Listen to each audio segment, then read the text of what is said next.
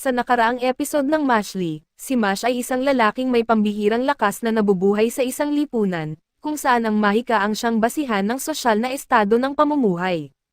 Sa kasawiang palad, hindi magamit ni Mash ang mahika kaya't ito ay itinuturing na isang salot at walang kwentang tao. Sa kabila ng payo ng kanyang lolo na si Regro na iwasan ang syudad, pumunta pa rin si Mash sa syudad at nagkaroon pa siya ng engkwentro sa mga pulis, pero mabilis na niligtas si Mash ng kanyang lolo kaso mabilis din silang napuntahan ng mga pulis at sila ay pinipilit na sumuko. Nagharap sila Mash at Brad at nagawang manalo ni Mash, nag-alok si Brad ng kasunduan na hindi niya ibubunyag sa syudad ang kanilang sekreto, pero kailangan muna ni Mash na maging isang divine visionary at ang yaman na makukuha nila ay dapat may hati si Brad dito. At sa pagpapatuloy ng ating recap, habang nagtititigan sina Innocent Zero at Wahlberg, sinabi ni Wahlberg sa kanya na hindi niya hahayaang makialam ito sa kanyang mga estudyante at hindi niya papayagan na kunin ang isa man sa kanila. Biglang napansin ng isa sa mga kasamahan ni Innocent Zero na walang epekto kay Wahlberg ang makapangyarihang itim na mahika na kayang ihinto ang oras. Gayunpaman ay naniniwala siyang handa sila sa ganitong uri ng sitwasyon at maging si Wahlberg mismo. Kakaisip pa lang niya tungkol dito at sa pag-atake kay Wahlberg. Nagulat siya nang makita niyang hinati ng malaking palakol ang kanyang katawan. Tinanggal ni Wahlberg ang kanyang sombrero at salamin at sinabihan siyang umatras dahil walang lugar para sa mga mahina sa labanan na ito. Ang aura ng pagkauhaw sa dugo ay nagdulot ng takot sa lalaki, ngunit pinakalma siya ni Innocent Zero at sinabihan si Wahlberg na huwag tretuhin ng masyadong masama ang kanyang mga kakampi. Tinanong ni Wahlberg si Innocent Zero tungkol sa kanyang layunin, at sinabi ni Innocent Zero na ang kanyang layunin ay maging perpektong tao, isang taong hindi mamamatay at tumawa si Wahlberg sa kanyang layunin at tinawag itong kahabag-habag, at tinanong kung handa ba siyang isakripisyo ang hindi mabilang na buhay ng mga inosenteng tao para sa layuning ito. Tinanong ni Innocent Zero kung ano ang mali sa kanyang layunin at sinabi niya na hindi niya ito nakikitang mahirap intindihin. Inihayag niya na ang kanyang pamilya ay umiiral para sa kanyang kapakanan at si Mash ay walang pinagkaiba dahil umiiral lamang siya para sa kanya.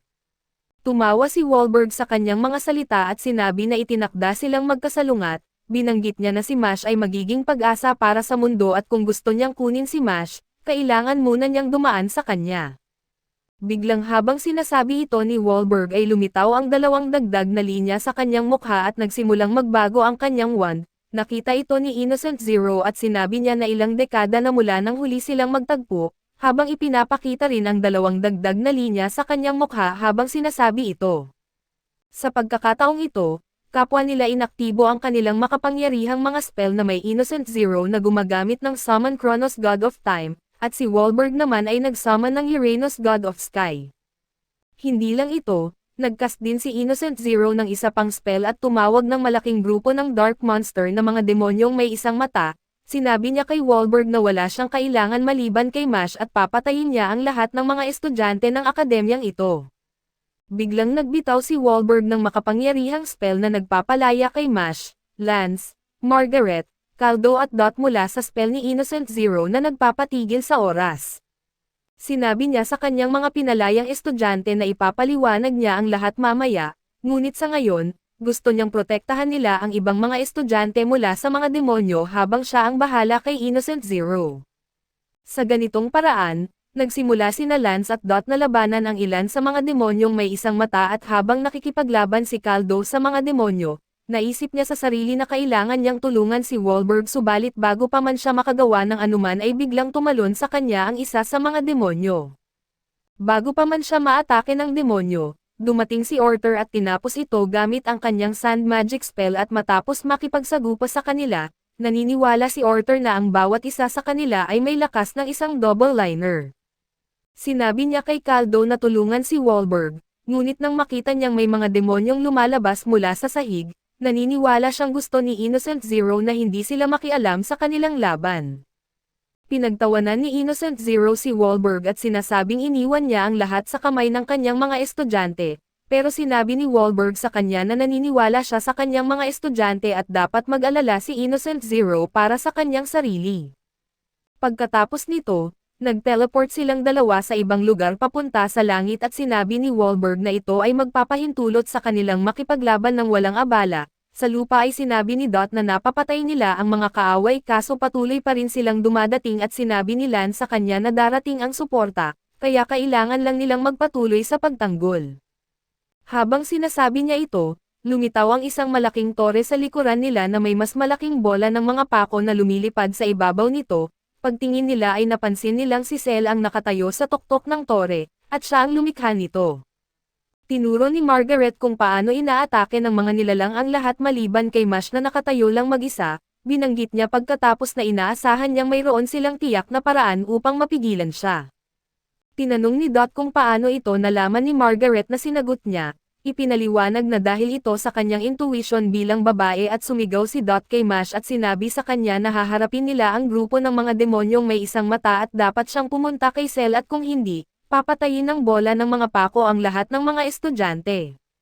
Narinig ito ni Mash at mabilis na tumakbo patungo sa tore. Naisip ni Dot na aabutin ng mahabang oras ang pag-akyat sa tore at magiging bukas na target si Mash para sa kaaway. Biglang tumingin si Mash sa tore at pagkatapos ng ilang sandali ay sinipa niya ito gamit ang kanyang kaliwang binti at binasag ito. Pagkatapos ay sinipa ni Mash ang tore ng ilang beses at iniwan lang ang maliit na bahagi kung saan nakatayo si Cell at nang magkatitigan sila, sinabi ni Cell kay Mash na sa wakas ay nagkita ulit sila. Ininform niya si Mash na ang pagwasak sa kanyang tore ay walang magagawa dahil nakatutok pa rin ang malaking bola ng mga pako sa ibabaw ng mga estudyante, at kung gusto niyang itigil ito, kailangan niyang talunin siya. Subalit bago pa niya matapos ang kanyang mga salita, binanggit ni Mash na may hitsura ng nakalimot na masaya siyang makita siya pagkatapos ng mahabang panahon, dahil magkatabi sila noong entrance ceremony. Nagulat dito at tinanong ni Cell kung talagang nakalimutan siya ni Mash, at pagkatapos ng ilang sandali ay humingi si Mash ng paumanhin sa kanya dahil dito at habang nilalabanan ni Dot at ng iba pa ang mga demonyo at sinusubukan na tapusin ang mga ito, napansin niya na may sanggol sa battlefield. Nang tiningnan niya ito, sinabi ng sanggol ang salitang babies at dahil dito, nagbago si Dot sa isang sanggol at ang sanggol ay nagbago sa isang lalaki na nagpakilalang siya si Sitter Baby at isa siya sa The Criminal Canes. Inihayag niya na ang kanyang mahika ay maaaring magpalit sa kahit sino sa isang sanggol, ginagawa silang mahina at walang magawa at pagkarinig nito ay sinubukan ni Dot na gamitin ang kanyang mahika ng pagsabog. Ngunit sa kanyang pagkabigla ay nalaman niyang hindi ito gumagana dahil hindi niya magamit ang kanyang mahika. Nakita ito, tumakbo siya at nagsimulang maghanap kay Lance at natagpuan niya ito at sinubukan na makipag-usap dito, ngunit hindi siya maintindihan ni Lance dahil naririnig lang niya ang ingay ng isang sanggol. Ginamit ulit ni Sitter Baby ang kanyang baby's spell, ngunit sa pagkakataong ito ay niligtas ni Lance si Dot mula rito at biglang, 4 na demonyo ang tumalon kay Lance at sinubukan na atakihin siya, ngunit tinapos niya ang mga ito gamit ang kanyang mahika na gravity. Dahil dito, napagtanto niya na mula sa sandaling ito ay kailangan niyang harapin ang mga nilalang habang pinoprotektahan si Dot at habang nakikipaglaban si Lance sa mga demonyo, napansin ni Dot ang isang baby rattle sa sahig at nagsimulang gumapang papunta rito. Napansin din ito ni Lance at sinubukan na pigilan siya. Ngunit siya rin ay nagbago sa isang sanggol nang tamaan siya ng spell ni Sitter Baby at ngayong nagbago na rin sa isang sanggol, hindi na makapagsalita si Lance at nainis si Dot sa kanya. Biglang lumitaw ang isa pang baby rattle at sa pagkakataong ito ay pareho silang gumapang papunta rito. Iniisip ni Dot sa sarili na hindi niya mapigilan ang kanyang baby instinct sa laruan, at iniisip naman ni Lance na kailangan niyang magkaroon ng higit na kontrol sa kanyang katawan at kung hindi siya magiging isang divine visionary. Sinabi ni Sitter Baby na ang kanilang pagkatalo ay napagdesisyonan na simula nang tamaan sila ng kanyang spell, at dahil sa spell na ito ay hindi na sila makakagamit ng higit sa 10% ng kanilang kapangyarihang mahika. Sa pagbubunyag na ito, inutusan niya ang mga demonyong may isang mata na tapusin na sila subalit bago pa man nila ito magawa, inatake ni Lance si Sitter Baby gamit ang isang sectional Graveal spell na nagpapabagsak kay Sitter Baby sa sahig. Nagtataka si Sitter Baby kung paano pa rin nagamit ni Lance ang kanyang mahika, na ipinaliwanag ni Dot na ang paglimit sa kapangyarihan ni Lance ay hindi gaanong nakakaapekto sa kanya dahil nagawa niyang punan ang pagkawala ng kapangyarihan sa pamamagitan ng pagtuon ng lahat ng kanyang mahika sa isang lugar.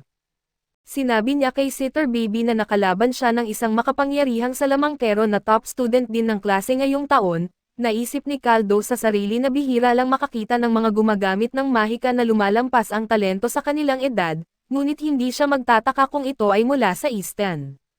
Sa kabilang dako, habang papunta sina Raya at Neri sa Easton Magic Academy, nagtanong si Neri kung anong uri ng relasyon ang meron si Wahlberg kay Innocent Zero.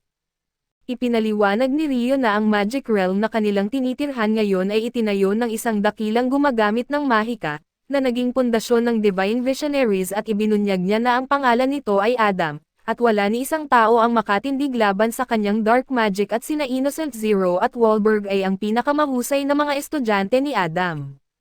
Narinig ito, nagtanong si Neri kung magkapantay ba sa kapangyarihan sina Wahlberg at Innocent Zero at kung saan sinabi ni Rio na oo. Subalit naniniwala siya na kung naglulunsad si Innocent Zero ng direktang pag-atake, dapat ay mayroon siyang trump card upang talunin si Wahlberg. Sa langit ay tinanggal ni Innocent Zero ang kanyang hood at inihayag ang isang mukhang walang katangian, na ikinagulat ni Wahlberg at pagkatapos ay inilagay ni Innocent Zero ang kanyang kamay sa kanyang mukha at nag-transform sa kanyang nakaraang anyo.